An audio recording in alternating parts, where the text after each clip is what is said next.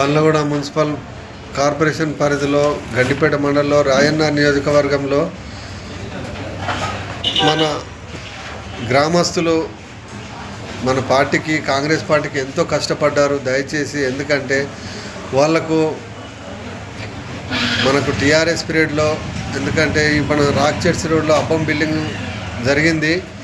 మరి ఆ బిల్డింగు మన అప్పట్లో మన ఎక్స్ కార్పొరేటర్లు అందరూ మరి మన 100 ఫీట్ రోడ్ అని చెప్పేసి ప్రతి ఇంటికి నంబర్లు రాయడం జరిగింది. రోడ్ 100 ఫీట్ రోడ్ అని చెప్పేసి ఇందిరమ్మ కాలనీ నుంచి మన పెట్రోల్ పంప్ వరకు, మన వివేకానంద స్టాచ్యూ వరకు, మన కిస్మత్పూర్లో కూడా ప్రతి రోడ్లో ఉన్న ఇళ్ళన్నిటికీ రాశారు. దయచేసి ఎందుకంటే మనకు రోడ్ 100 ఫీట్ రోడ్ అవసరమే. దయచేసి ట్రాఫిక్ జామ్ అవుతుంది కాబట్టి మన కిస్మత్పూర్లో మన మూసీ రోడ్డు నుంచి మన బాబుఘట్ నుంచి మన ఔటర్ రింగ్ రోడ్ వరకు మూసిపోటి రోడ్డు 100 కాకపోతే 150 ఫీట్ల రోడ్డు తీసుకొని గవర్నమెంట్ ల్యాండ్ ఉంది కాబట్టి రోడ్ చేస్తే మనకు బాగుంటుంది. ఏ ట్రాఫిక్ ఉండదు, బైపాస్ రోడ్ లాగా ఉంటుంది. మరి ఇప్పుడున్నది 40 ఫీట్ రోడ్ కాబట్టి 50-60 ఫీట్లు రోడ్ చేస్తే మన గ్రామస్తులకు ఎవరికి నష్టం కాకుండా ఉంటుంది. మరి ఎందుకంటే మన గ్రామస్తులకు వాళ్ళు ఎందుకంటే 20 ఏళ్ళ కింద 30 ఏళ్ళ కింద వాళ్ళు ప్లాట్లు కొనుక్కొని వాళ్ళు ఇల్లు కట్టుకున్నారు. దయచేసి ఇప్పుడు మళ్ళీ కొనాలంటే వాళ్ళతోటి కాదు. దయచేసి ఎందుకంటే మన కాంగ్రెస్ పెద్దలు ఆలోచించాలి. ఎందుకంటే ఈ రోడ్డుని మాత్రము అదే 50-60 ఫీట్లు చేసి ఆ ఇండ్లు పోకుండా చూసుకుంటే బాగుంటుంది. ఎందుకంటే మన రాక్చెట్స్ రోడ్లో కూడా సేమ్ అలానే ఉంది.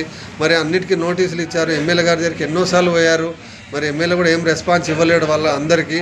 దయచేసి ఎందుకంటే ఈ రోడ్డు అదే 50-60 ఫీట్ల నుంచి మిగతాయి ఆ రోడ్డు పెద్ద రోడ్డు మాత్రం మూసిపోటు తీసుకపోతే బాగుంటుంది. మన సీఎం గారి దగ్గరికి చెప్పాలి. మన కస్తూరి నరేంద్ర ముద్రాజ్ గారు మరి కాంగ్రెస్ పార్టీ ఇన్ఛార్జ్ ఉన్నాడు కాబట్టి మన జ్ఞానేశ్వరన్న గారు కూడా మరి కాంగ్రెస్ పెద్దలు అందరూ ఎందుకంటే మన గ్రామస్తులకు నష్టం కావద్దు. కిస్మత్పూర్ గ్రామస్తులు, బండ్లగూడ గ్రామస్తులకు దయచేసి రోడ్డు 50-60 ఫీట్లు ఉంచితే బాగుంటుంది.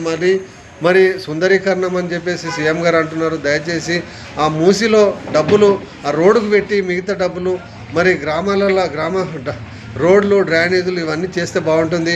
మరి ప్రతి గ్రామంలో మరి పార్కు లేదండి, మరి వాకింగ్ చేయడానికి కూడా లేదు. ఎందుకంటే ప్రతి గ్రామంలో 2-3 ఎకరాలు ఆ వాకింగ్ తీసుకుంటే బాగుంటుంది.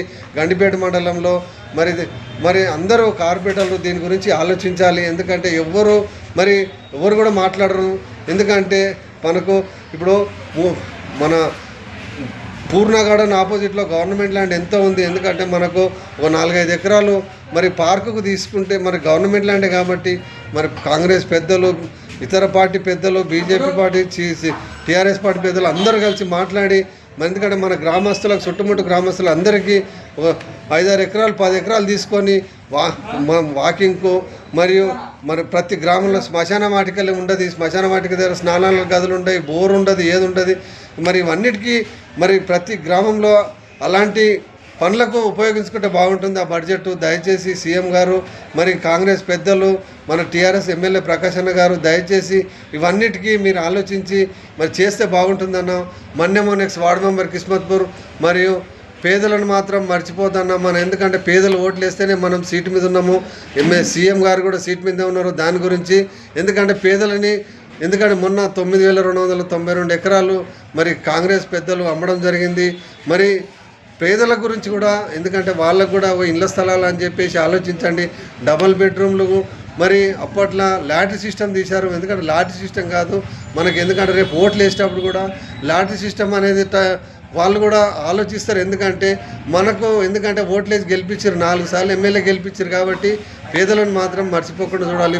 నెక్స్ట్ వార్డు మెంబర్ కిస్మత్పూర్ జై కాంగ్రెస్. పేదలకు మాత్రం ఇళ్ల పట్టాలు ఇవ్వాలి, పింఛన్లు ఇవ్వాలి, రేషన్ కార్డులు ఇవ్వాలి, హెల్త్ కార్డులు ఇవ్వాలి, మరి 2500 ఇవ్వాలి, తులం బంగారం ఇవ్వాలి. ఇవన్నీ ఇస్తేనే మన కాంగ్రెస్ పెద్దలు నిజమైన నాయకులని అంటారు. జై కాంగ్రెస్, జై కాంగ్రెస్.